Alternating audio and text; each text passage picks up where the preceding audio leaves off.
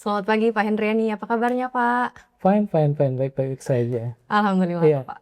Senang sekali rasanya Pak Hendriani selaku Kepala Badan Kepegawaian dan Pengembangan Sumber Daya Manusia Kabupaten Belitung Timur sudah berkenan hadir di studio kami hari ini untuk memberikan klarifikasi dan juga meluruskan informasi yang saat ini tengah beredar di masyarakat ya Pak, yaitu tentang perjalanan karir pegawai pemerintah dengan perjanjian kerja atau P3K Bapak. iya. Bapak mungkin bisa dimulai dengan sebenarnya ada berapa Pak jumlah ASN P3K di Belitung Timur saat ini Pak? Dari data yang ada, jadi prosesnya bukan hanya 1 tahun terakhir ya, tapi jauh sebelum ini Pemkab Belitung Timur telah melakukan rekrutmen P3K. Total keseluruhan itu ada 1986. Dan dinamika jumlah ini terus eh, berkurang begitu karena memang ada yang mengundurkan diri karena batasan usia kerja begitu, dan juga memang ada yang secara yang mengundurkan diri atas permintaan sendiri begitu. Berarti saat ini ada 1986. Baik, Itu sudah termasuk yang paruh waktu begitu Bapak? baik, ya. Oke, siap. Nah Bapak, sebenarnya kan asal muasal adanya permasalahan ini tuh terkait regulasi UU HKPD begitu Bapak. Iya, Nah, di mana ada ketentuan pembatasan belanja pegawai maksimal baik. 30%. Itu apakah benar seperti itu, Pak? Kalau di dalam ketentuan dan undang-undang HKPD, that's right like that gitu. Tapi harus refer ke sebelumnya bahwa eh, pemerintah pusat, dalam hal ini Kemenpan RB, mendorong untuk proses rekrutmen pada saat itu penyelesaian pegawai non ASN begitu loh. Karena pada saat itu memang dibukakan pintu untuk pegawai non ASN ini diangkat menjadi ASN. Karena di dalam regulasi yang ada, terutama kalau kita refer ke undang-undang yang sekarang terakhir itu Undang-Undang eh, eh, 20 tahun 2023 tentang ASN, bahwa ASN itu terdiri dari PNS dan P3K. Nah, pada saat rekrutmen pegawai terutama untuk formasi 2024 itu ada pegawai non ASN. Nah, pegawai non ASN inilah ada kebijakan dari pemerintah pusat untuk diangkat menjadi ASN begitu. Jadi begitu.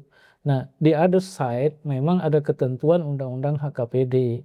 Nah, HKPD ini memang ada pembatasan terkait dengan belanja pegawai. Karena memang fokusnya bagaimana kita mendorong government expenditure ini, government budgeting ini untuk bisa dioptimalkan belanjanya bagi kepentingan belanja pembangunan, atau secara sederhananya belanja pembangunan yang straight to the society begitu.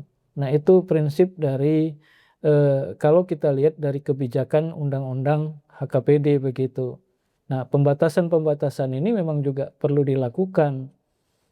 Dalam beberapa literatur yang pernah kami pelajari juga memang hampir seluruh kabupaten kota plus provinsi, ketergantungan transfer dari keuangan pusat itu cukup tinggi. Nah, disinyalir ketergantungan ini juga ada problem ketika belanja itu tidak dianggap tidak efektif. Prinsip keuangan negara itu adalah prinsip bagaimana belanja itu bisa efektif dan efisien. Nah, kembali kepada P3K, bagaimana ini kaitan dengan belanja pegawai. Nah, jujur saja perlu kami sampaikan di sini kepada Kak Atta bahwa pemerintah kita, dalam hal ini pimpinan kita, Pak Bupati, Pak Sekda, termasuk Ketua Ketua DPRD, concern terhadap hal ini. Keinginan besar beliau jangan sampai ada pengurangan pegawai. Tapi di sisi lain juga kita menghadapi our obligation, bagaimana kita harus memenuhi kewajiban terhadap ketaatan terhadap pelaksanaan undang-undang. Nah, kita masih menunggu kebijakan pusat terhadap pengecualian terhadap hal ini kalau misalnya belanja lebih dari 30% begitu. Ya, itu saja sih kondisi terakhir gitu yang terjadi begitu. Nah, pesan Pak Pimpinan, Pak Bupati juga meminta bahwa kawan-kawan tetap harus maksimal begitu loh. Karena nanti untuk perpanjangan saat ini kita bersama kawan-kawan di OPD lainnya termasuk di bagian hukum sedang menggodok regulasi tentang tata cara atau mekanisme untuk perpanjangan dan pemberhentian P3K begitu. Yang saat ini sudah dibahas, tinggal sinkronisasi saja dengan Kementerian Kanwil Kementerian Hukum dan Biro Hukum Provinsi Kepulauan Bangka Belitung. Selesai dari proses itu nanti peraturan bupatinya akan ditetapkan. Perlu kami kasih bocoran juga di sini bahwa dalam Perbup ini, perkada yang mengatur tentang mekanisme perpanjangan dan pemberhentian P3K itu dinilai dari disiplin, kinerja, pengembangan kompetensi. Nah ini kawan-kawan juga harus penuhi ini gitu loh. Jangan sampai nanti ketika Perbup ini diberlakukan, nah kawan-kawan P3K tidak siap. Bagaimanapun juga kita harus jujur mengatakan bahwa masih ada problem persoalan kinerja disiplin, termasuk dalam pengembangan kompetensi ini. Tentunya kalau kita merefer kepada prinsip dari keuangan negara itu bagaimana belanja ini bisa efektif. Asumsinya kalau belanja ini kita berikan berarti ada kinerja, berarti kinerja dia mengenerate hal-hal yang lain dalam kaitan dengan pelayanan. Nah ketika pelayanan berjalan dengan baik berarti di situ ada masyarakat yang menerima pelayanan dengan baik, yang dia juga bisa mendorong sektor-sektor lain seperti ekonomi dan seterusnya begitu. Nah ini yang sebenarnya harus kita sama-sama pahami dan sadari dari awal begitu loh. Sederhananya beginilah, kawan-kawan P3K di Kominfo gitu, kalau dia bisa bekerja dengan baik, berkinerja dengan baik, berdisiplin dan seterusnya, bisa memberikan informasi pembangunan yang baik, tentu dampaknya juga akan kembali kepada masyarakat. Nah begitu Kak Tata yang sekarang berkembang itu. Berarti kita ini di pemerintah Kabupaten Belitung Timur ini masih menyesuaikan kebijakan dari pusat begitu Bapak? Ya kurang lebih begitu. Artinya kita dalam hal ini Pak Bupati tidak akan mengambil tindakan yang akan seperti yang dikhawatirkan begitu. Beliau berpikir keras bagaimana untuk mengamankan yang tidak mudah. Kalau kita kembali kepada perusahaan rekrutmen pegawai kita, terutama di formasi 2024 itu nggak mudah begitu. Tapi begitu juga ketika ini persoalan tidak mudah, jangan nantinya dalam pelaksanaan di kepegawaiannya misalnya soal kinerja disiplin lantas kita anggap gampang-gampang aja. Dan itu nanti akan berdampak kepada pegawai itu sendiri sebetulnya kan. Baik, Bapak terkait dengan hal tersebut nih, kemarin juga yang ramai di masyarakat itu terkait dengan pelayanan publik, khususnya di sektor pendidikan dan kesehatan Bapak, di mana masyarakat itu takut kalau misalkan ada pengurangan P3K nanti akan berdampak pada kualitas pelayanan. Itu bagaimana Pak pendapat Bapak? Ya harus dilihat secara menyeluruh begitu. Pertama memang kewajiban pemerintah kalau kita merefer kepada undang-undang pemerintah daerah, namanya pendidikan, kesehatan itu pelayanan dasar, urusan wajib pelayanan dasar. Berarti itu harus menjadi prioritas. Tentunya konsekuensi dari ini terutama dalam penyediaan tenaga medis maupun tenaga pendidik menjadi sangat menjadi perhatian begitu. Tidak serta-merta misalnya ada kebijakan seperti ini lantas kita juga harus meng-cut ini. Nah ini yang mungkin asumsi liar yang di luar mungkin terbangun seperti itu. Tapi ingat, karena ini menjadi kewajiban daerah, urusan wajib pelayanan dasar, saya meyakini bahwa proses ini tidak serta-merta nanti akan ada. Yang menjadi persoalan sekarang, mereka yang ada di sektor pendidikan mau kesehatan ini, P3K yang ada di situ, bekerja dengan baik atau tidak, melayani dengan baik atau tidak. Jangan sampai nanti yang keluar di masyarakat ada keluhan bahwa mereka tidak terlayani dengan baik. Substansinya itu di situ. Nah, kalau mereka masyarakat terlayani dengan baik, karena memperhatikan kewenangan daerah tadi kaitan dengan urusan wajib pelayanan dasar, itu sebetulnya saya pikir substansinya di situ begitu. Jadi masyarakat tidak perlu khawatir begitu. Yang kita perlu jaga sekarang ini bagaimana kita sama-sama menyadari, ayo dong berikan pelayanan terbaik ketika negara, daerah sudah memberikan kesempatan kepada kita untuk bekerja di pemerintahan. Nah ini jangan abai gitu. Nah kalau abai kan nanti masyarakat komplain. Iya. Nah itu demikian. Baik Bapak, siap.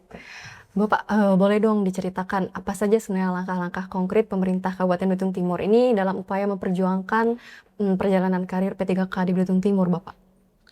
Pertama kalau kita lihat di proses rekrutmen, kan mulai di perencanaan kebutuhan. Nah kebijakan pusat, terutama terhadap pegawai non-ASN itu, bahwa ada rekrutmen, terutama untuk yang formasi 2024. Jadi ada pendataan proses itu. Pendataan akhirnya masuk data pangkalan BKN. Ada ketetapan dari usulan yang disampaikan oleh daerah yang ditetapkan oleh Kemenpan untuk jumlah formasi yang ada begitu, termasuk formasi dan orangnya gitu. Jadi proses ini tidak serta-merta bahwa dia ada hal yang terpisah begitu loh. Proses ini adalah proses di mana ada perencanaan kebutuhan sampai terhadap karir dan seterusnya. Memang di dalam ketentuan terkait dengan kontrak P3K, karena dasarnya adalah perjanjian kerja itu, pemerintah daerah dapat memberikan kontrak setahun atau mungkin lebih dari setahun. Tinggal bagaimana kemampuan keuangan daerah. Nah terhadap gonjang-gonjing yang ada ini sebetulnya pimpinan terus mengkoordinasikan ini kepada pemerintah pusat begitu loh. Kehadiran beliau untuk memastikan hadir di baik itu di Menpan, baik itu di Dagri, baik itu di Kementerian Teknis seperti di Dinas Kesehatan, maksud saya di Kementerian Kesehatan, termasuk juga di Kementerian Pendidikan, dalam rangka untuk mengamankan hal ini begitu loh. Jadi termasuk juga bagaimana misalnya kita menyiapkan regulasi di daerah untuk perpanjangan, mekanisme perpanjangan dan pemberhentian P3K.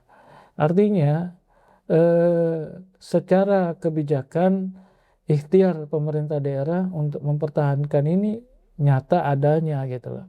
Nah, tapi sekali lagi bahwa terhadap kewajiban ini harus juga diikuti dengan kewajiban lainnya, terutama penyediaan anggaran dan seterusnya. Nah, kita beririsan di situ. Nah, wilayah ini kan memang undang-undang tidak ada di pemerintah daerah. Undang-undang ada di Jakarta. Saya pikir kasus ini kan bukan hanya ada di Kabupaten Belitung Timur.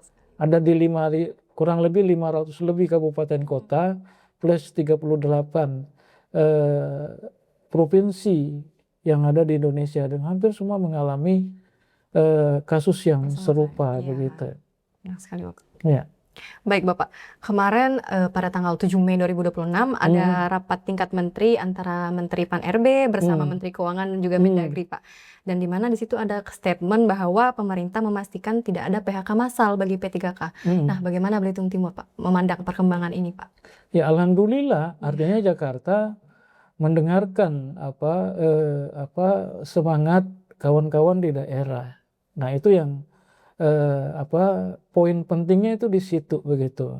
Karena bagaimanapun juga kalau kita lihat relasi antara keuangan pusat dan daerah, ketika kewenangan diberikan kepada pemerintah daerah, diikuti dengan adanya keuangan kan, pembiayaan finansial gitu loh. Nah kebijakan ini terutama kaitan dengan rapat yang Kak Tata sampaikan tadi itu menjadi angin segar bagi kita begitu.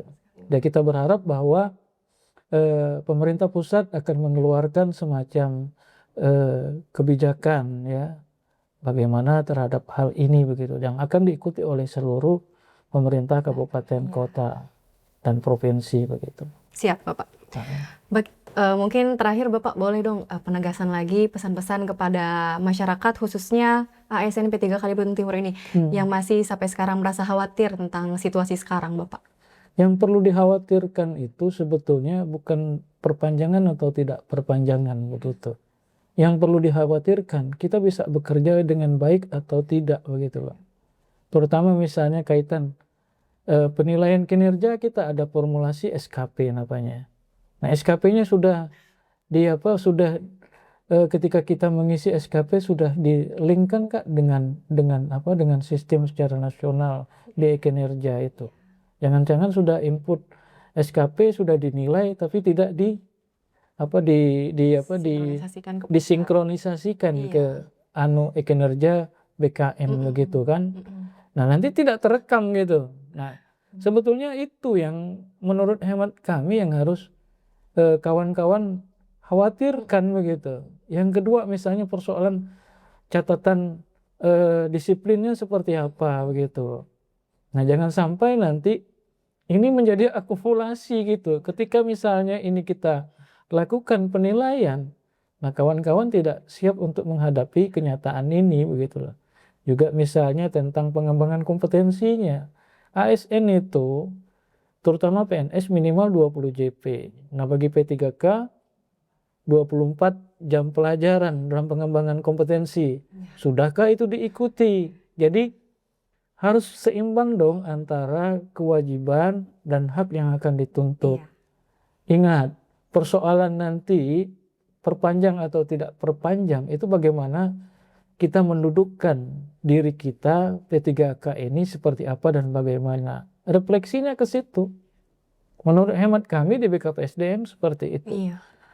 Kalau pimpinan saya pikir beliau sangat fokus dan concern terhadap hal ini begitu. Iya. Ya. Berarti pemerintah daerah itu memang benar-benar memfokuskan ini dan juga memperjuangkan begitu ya Pak. Iya. Tinggal kembali lagi kepada disiplin, kinerja dan juga pengembangan kompetensi masing-masing ASN P3K tersebut begitu Iya. Pak.